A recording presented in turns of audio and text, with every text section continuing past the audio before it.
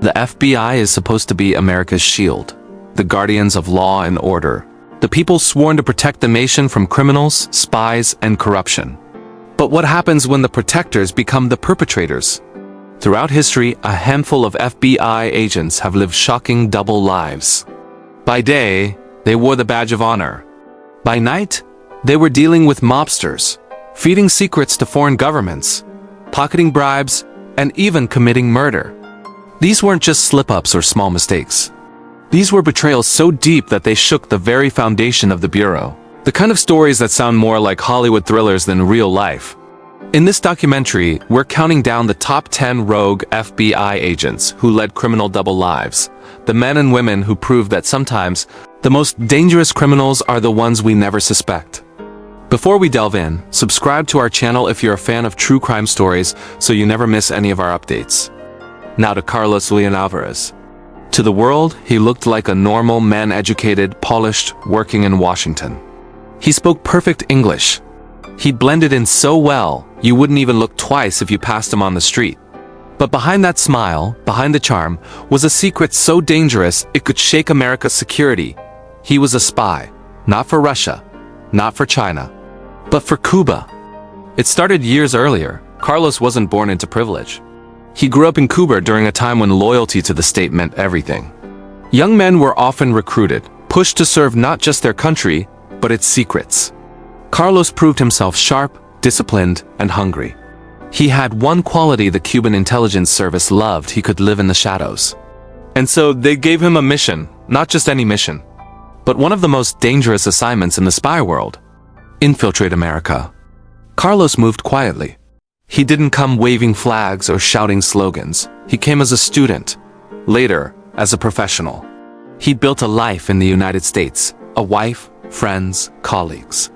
Everything about him screamed normal. But late at night, when the world slept, Carlos was wide awake. He would sneak to his radio, tuning it carefully to secret Cuban frequencies. Strange codes would come through numbers, phrases, sometimes just static that only he understood. He would jot them down, decode them, and pass the information back to Havana. To everyone around him, he was Carlos, the kind neighbor. But to Cuban intelligence, he was Agent Leon. The information he sent wasn't small. He reported on U.S. military operations, political strategies, even Cuban exiles living in Florida. His reports helped Havana know what America planned, long before actions were taken. He was invisible, untouchable, and incredibly good at his job. But like every spy, the longer he played the game, the more dangerous it became. One slip, one mistake, and the mask would fall. And that day finally came. The FBI had been watching, quietly, patiently. They tracked radio signals, intercepted communications, and slowly pieced together the puzzle. At first, Carlos was just another face in the crowd, but soon, the patterns became clear. The strange coded notes, the hidden communications, the unexplained travels. The agents didn't move too fast. They let him run, let him believe he was safe. Because the bigger the spy net, the more they could catch. And then, one night, the door to Carlos's double life slammed shut. He was arrested. Neighbors stared in shock. Colleagues couldn't believe it. How could the man they trusted, the man who smiled at barbecues, the man who lived a quiet suburban life, be a spy for Cuba? In the interrogation room, Carlos stayed calm. Years of training had taught him how to hide his emotions. But the FBI had evidence. Stacks of it. They dragged him into a quiet interrogation room. The air was heavy, the walls cold. On the table sat a thick brown folder with his name stamped in bold letters: Carlos Leon-Alvarez. Across from him, two FBI agents leaned in. One of them whispered, almost like a warning, "We know who you really are." Carlos didn't flinch. He stared back, calm, almost too calm. But deep inside, his double life was crashing down. They showed him decoded messages, radio logs, proof that his so-called ordinary life was nothing but a cover. Carlos had been caught. The trial that followed was gripping. Prosecutors painted him as a man who betrayed the very land that welcomed him. The defense tried to argue otherwise, but the evidence was overwhelming. This wasn't just suspicion, this was fact. So the judge had to make a decision. Carlos Leon-Alvarez was sentenced to life in prison. In prison, he lived the life of a man caught between two worlds, an FBI agent once trusted with America's secrets, now branded a traitor. He spent years in isolation, constantly watched, his reputation shattered and his family name dragged through scandal. The days blended into each other, filled with silence and regret, broken only by the cold routines of prison life. This went on for 4 years till something strange happened. In the world of espionage, spies are never just prisoners. They are bargaining chips. Years later, when the US and Cuba negotiated a spy swap, Carlos's name was on the list. And just like that, the man who had once lived a secret double life in America was free again back in Cuba, celebrated as a hero. Today, his story remains a chilling reminder. A reminder that spies don't always look like movie villains. Sometimes they're the friendly neighbor next door, the quiet coworker, the man who never raises suspicion. Carlos Leon-Alvarez lived 2 lives. One in the open, and one in the shadows. And in the end, it was the shadows that defined him. Number 2. Mark Putnam. He was supposed to be one of the FBI's success stories. A young, ambitious agent from Connecticut. He graduated from the FBI Academy in Quantico in the mid-1980s. Fresh-faced, full of energy, he was eager to make a name for himself. His first assignment came in the hills of Kentucky, a place far removed from the polished suburbs he grew up in. Pikeville, Kentucky, was coal country, tough, poor, and scarred by crime. For the FBI, the area was a hotbed of car theft rings, bank robberies, and drug operations. Mark moved there with his wife, Kathy, and their young child.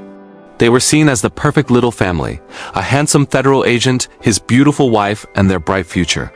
But beneath the image of stability, something was already shifting. Mark was lonely in his new post.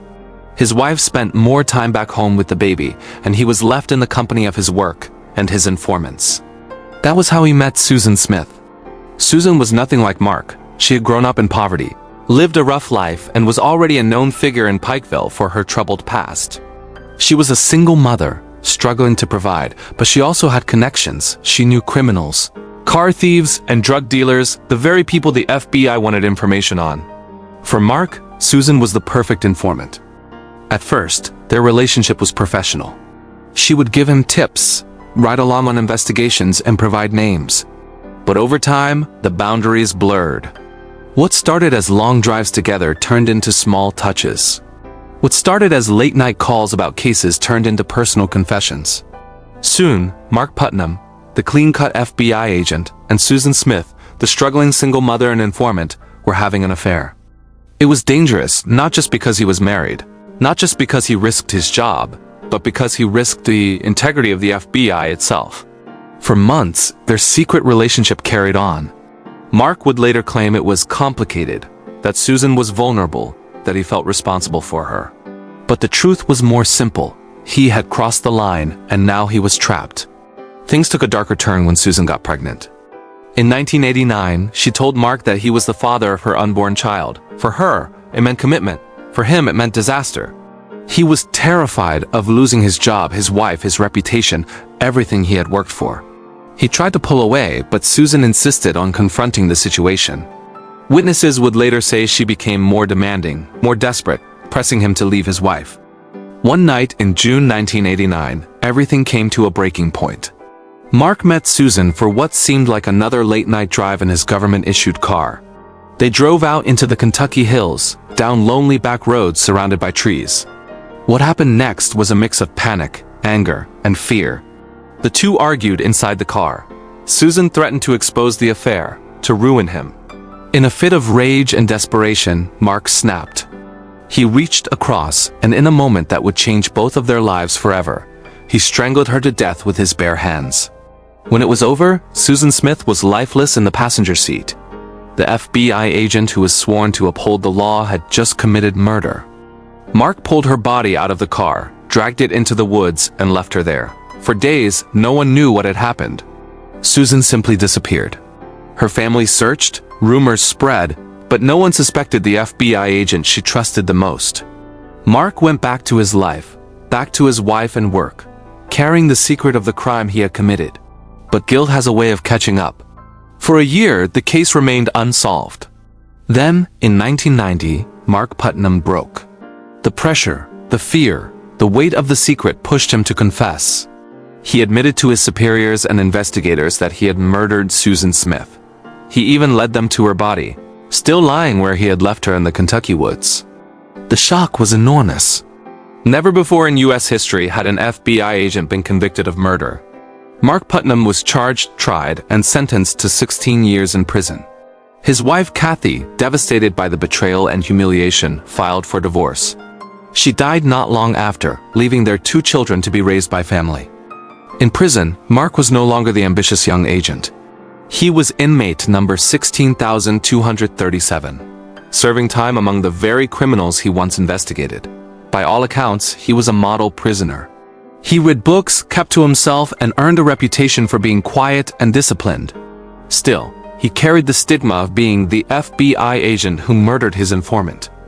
Mark served 10 years of his 16-year sentence before being released in 2000 for good behavior. When he walked out, he was 41 years old, his career destroyed, his family broken, and his name forever stained in FBI history. Today, his story is remembered as one of the darkest chapters of the Bureau. The tale of a man who traded his badge for betrayal, passion, and murder. Number 3. James J. Smith. Every single FBI agent is seen as someone who embodies law, order, and unshakable integrity. Someone who stands as a guardian between chaos and society. James J. Jim Smith was that man, or at least that was the image he projected to the world. In Boston, he was a respected figure in the Bureau, a seasoned investigator who had climbed the ranks through sheer skill and determination. To his colleagues, he was disciplined, smart, and relentless. To the public, he was a symbol of justice, a man who could catch anyone who dared to break the law. But what happens when the integrity of such a man is tested? What happens when he is torn between good and evil? Appearances can be deceiving. Behind the badge and the reputation, Smith was living a double life, one that slowly, almost imperceptibly, led him away from justice and straight into betrayal. The story of his corruption is inseparable from one of Boston's most notorious criminals, James Whitey Bulger, the Irish mob boss whose name still sends chills down the spines of those who lived through his reign. Bulger wasn't just any gangster. He was a man who controlled the streets of Boston with violence and intimidation. Murders, drug trafficking, and extortion were all tools of his empire, and he wielded them without remorse. For law enforcement, bringing Bulger down was the ultimate prize, but Smith's path to doing so took a dark detour. The FBI had a strategic interest in the Italian mafia, Boston's other organized crime powerhouse. The Italians were powerful, violent, and highly secretive. To get inside their ranks, the Bureau needed someone on the ground who could provide intelligence, and that's where Bulger came in. For Smith, Bulger wasn't just a criminal. He was a source, a means to an end. What started as a tactical arrangement slowly morphed into a dangerous alliance. Smith began to shield Bulger from the consequences of his crimes. Murders, ignored, drug deals, overlooked, extortion, brushed aside, all in exchange for information on the Italians. But the more he did this, the more his role changed. He was no longer just an agent managing an informant. He was a protector of one of the city's most violent men. Colleagues noticed subtle changes in him. Meetings that once focused on cases began to include unusual reports, cryptic briefings, and selective intelligence. Smith's personal life also intersected dangerously with his professional one. He developed a level of familiarity with Bulger that made outsiders uneasy. Some say he even became almost friendly with the mobster, blurring the lines between lawman and criminal accomplice. As Bulger's power grew, so did Smith's complicity. Bulger expanded his empire unchecked. Enforcers carried out brutal hits on rivals, and neighborhoods lived under constant fear. All the while, Smith, the man trusted to uphold justice, ensured the FBI stayed out of Bulger's way. It was a perfect, if morally bankrupt, system. Bulger gave the Bureau valuable intelligence, while Smith turned a blind eye to the destruction Bulger left in his path. But secrets like these rarely stay buried. Years later, after Bulger had evaded capture for decades, investigators began to piece together the FBI's dark connections to him. Smith's name emerged repeatedly in the records, meetings with Bulger, intercepted communications, and reports of crimes ignored or mismanaged. And the story became even darker when it was revealed that Smith had passed sensitive FBI information to a woman linked to Chinese intelligence. an act that stretched far beyond corruption into national security concerns. The fall from grace was swift and brutal. Once a respected agent, Smith became a symbol of betrayal. His trial was a media sensation, with prosecutors painting him as a man who sold justice for convenience. Evidence showed that he had knowingly ignored Bulger's violent trail and misused his position to protect a criminal empire. The courtroom drama captivated the public. Jurors heard tales of murder, extortion, and deception, all facilitated by the man sworn to stop them. Ultimately, the jury convicted him, and Smith was sentenced to 7 years in prison. For a man in his 70s, the punishment was as much a moral reckoning as a physical one. He was no longer the lawman who commanded respect. He was a cautionary tale, a reminder that the badge does not make a person incorruptible. Inside prison, Smith's world became quiet and constrained. Gone were the meetings with informants, the tense negotiations with criminals, the authority he once wielded. In their place was time a slow, heavy passage of hours spent reflecting on decisions that had changed not just his life but the lives of countless others. Every headline, every news segment about Bulger or the FBI's mistakes reminded him that history would remember him not for his service, but for his betrayal. When Smith was finally released, the world outside had changed dramatically. Whitey Bulger had been captured, tried, and sentenced to life imprisonment.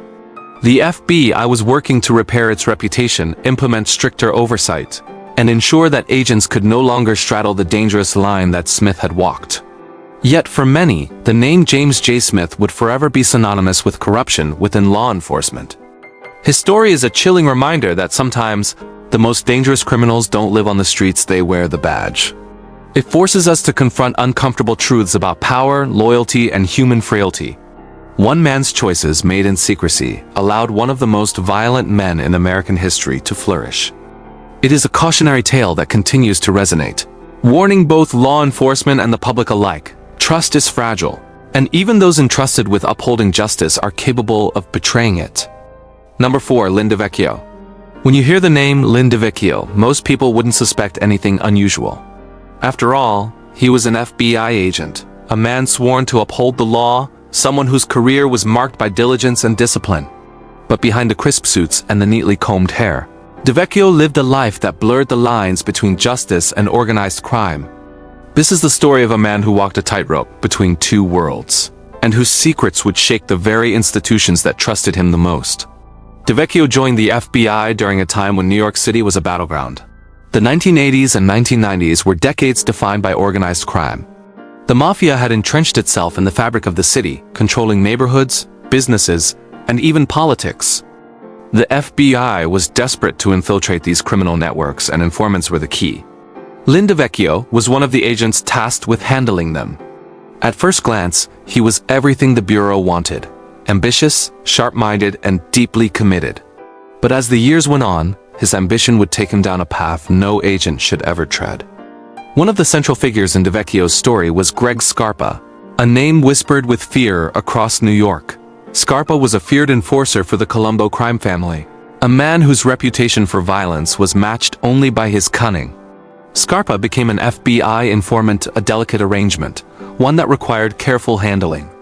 Agents like DeVecchio were supposed to manage him, keep him feeding information to the Bureau, and ensure the law stayed a step ahead of the mafia. But somewhere along the way, the line between handler and accomplice became dangerously thin. DeVecchio, according to allegations, began tipping Scarpa off about investigations, about rivals, about impending arrests. Scarpa, armed with this inside knowledge, continued his violent activities, eliminating rivals and avoiding law enforcement traps. Imagine the tension: an FBI agent, privy to every move the Bureau made, secretly helping a man responsible for murders and extortion. Each phone call, each meeting, carried weighty consequences. A whisper here, a misdirected warning there, and someone's life could and did hang in the balance. The controversy surrounding DeVecchio was compounded by the shadowy, almost invisible nature of his alleged misconduct. For years, he managed to maintain his professional image.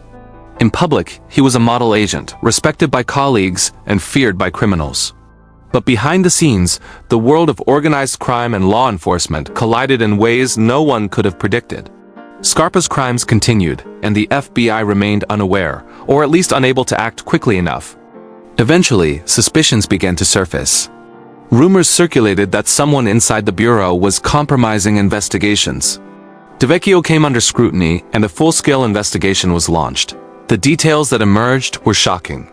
Investigators uncovered patterns of behavior that suggested a level of complicity between DeVecchio and Scarpa that went beyond mere informant management. Cases were compromised, and lives were lost, victims who might have been saved if the Bureau had had the upper hand. The legal battle that followed was intense. DeVecchio faced accusations that could have ended not just his career but also his freedom. Courtroom proceedings unfolded with dramatic tension, with prosecutors presenting a picture of betrayal and prosecutors' witnesses detailing the consequences of his actions. DeVecchio's defense, however, painted a different narrative, that of an agent operating in the murky, morally complex world of organized crime, making difficult decisions under extreme pressure. In the end, the case against him was dismissed. DeVecchio walked away, acquitted, leaving behind a trail of controversy, unanswered questions, and a system forced to confront uncomfortable truths about trust and corruption. The acquittal sparked outrage among law enforcement professionals, journalists, and the public. How could an agent accused of aiding a murderer escape accountability? The debate raged for years, with some insisting that justice had failed, and others suggesting that the intricacies of informant handling were too complex for outsiders to judge. Lynn DeVecchio's story is more than just a tale of betrayal. It is a glimpse into the morally ambiguous world where law enforcement and organized crime intersect. It challenges the notion of black and white morality, revealing a world where agents tasked with fighting crime can, knowingly or unknowingly, enable it. It is a cautionary tale about power, trust, and the dangerous allure of walking the line between right and wrong. Even today, years later, his story continues to fascinate and horrify. It forces us to ask questions we may not want to hear. How many other agents have lived double lives? How many lines have been crossed in the shadows, hidden from public view? And perhaps most unsettling of all, in the fight against crime, can those who wear the badge always be trusted to stand on the side of the law? Number 5. John Connolly. When you think of loyalty, trust, and duty, an FBI agent is supposed to embody all three. But John Connolly, once one of Boston's most influential FBI agents, proved that even those sworn to uphold the law can be seduced by power, money, and the dangerous allure of organized crime. His story is one of ambition, betrayal, and ultimately tragic downfall, a tale intertwined with one of America's most notorious criminals, James Whitey Bulger. John Connolly grew up in Boston, a city with neighborhoods deeply divided by loyalty, fear, and heritage. The Irish-American community shaped his life, instilling values of family, respect, and unknowingly, a sense of misplaced loyalty that would later define his career. He joined the FBI with a determination to rise through the ranks, driven by ambition and the promise of making a difference. Early on, Connolly distinguished himself as an intelligent, capable agent, one who could navigate the gritty streets of Boston, earn trust, and extract secrets. It was during this ascent that Connolly crossed paths with Whitey Bulger, the infamous leader of the Winter Hill Gang. Bulger wasn't just another mobster. He was cunning, ruthless, and feared by everyone from street-level criminals to seasoned law enforcement officers. But to Connolly, he was more than that. Bulger was a source of influence, a man who could provide intelligence on the Italian Mafia, Boston's other powerful crime syndicate. And Connolly saw an opportunity, a chance to cement his career, gain prestige, and assert control over the city's criminal underworld from the inside. At first, the arrangement seemed mutually beneficial. Connolly would handle Bulger as an informant, funneling information to the FBI while keeping the mob boss's operations under surveillance. But the line between professional duty and personal gain soon disappeared. Connolly began accepting bribes from Bulger, receiving gifts, cash, and favors that eroded his integrity. He started tipping Bulger off about FBI investigations, raids, and informants, ensuring that the mob boss could stay one step ahead of justice. The corruption deepened as time went on. Connolly wasn't just providing tips, he actively helped cover up Bulger's crimes. Murders that could have led to arrests were buried, evidence disappeared, and investigations were quietly derailed. Connolly's influence became a shield, protecting one of the most violent men in American history while giving him the illusion of untouchability. What made Connolly's betrayal particularly chilling was the human cost. Men, women, and even children were caught in the crossfire of Bulger's criminal empire victims, whose lives could have been spared if not for an FBI agent who had chosen loyalty to a mob boss over duty to the law. Connolly's moral compromise wasn't abstract. It was measured in lives lost, families destroyed, and a city terrorized by unchecked violence. Despite the growing darkness, Connolly's career thrived, at least outwardly. He received accolades, promotions, and respect within the Bureau. To outsiders, he was a brilliant agent, someone who had successfully infiltrated organized crime in Boston. But beneath the surface, the FBI's failure to monitor his actions allowed a reign of terror to continue unchecked. Eventually, the truth began to surface. Investigations into Bulger's crimes uncovered the depth of Connolly's corruption. Law enforcement officers, journalists, and prosecutors pieced together evidence of bribes, tip-offs, and cover-ups. Connolly's carefully constructed double life unraveled under scrutiny. The trial was intense and closely watched. Prosecutors presented Connolly as a man whose ambition and misplaced loyalties had enabled one of the deadliest criminal enterprises in Boston history. Witnesses testified about his direct involvement in protecting Bulger, including tipping him off about murders and helping conceal evidence. Connolly's defense argued that he had acted in the interest of intelligence gathering, but the jury was unmoved. In 2002, John Connolly was convicted and sentenced to 40 years in prison, a punishment that reflected both the severity of his crimes and the profound betrayal of public trust. Behind bars, he faced not just the loss of freedom, but the weight of history and morality. The agent who had once commanded respect was now reviled, a man whose name became synonymous with corruption, betrayal, and moral failure. Connolly spent the rest of his life in prison. Unlike some of his contemporaries who walked away with lesser consequences, he would never return to the world he had once dominated.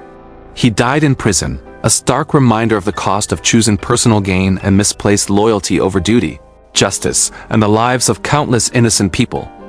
The story of John Connolly is more than a tale of crime and punishment. It is a cautionary lesson about ambition, compromise, and the seductive power of organized crime. It asks difficult questions. How easily can good intentions become corrupted? How many lives are destroyed when those entrusted to protect society choose personal gain instead? And ultimately, it forces us to confront a chilling truth.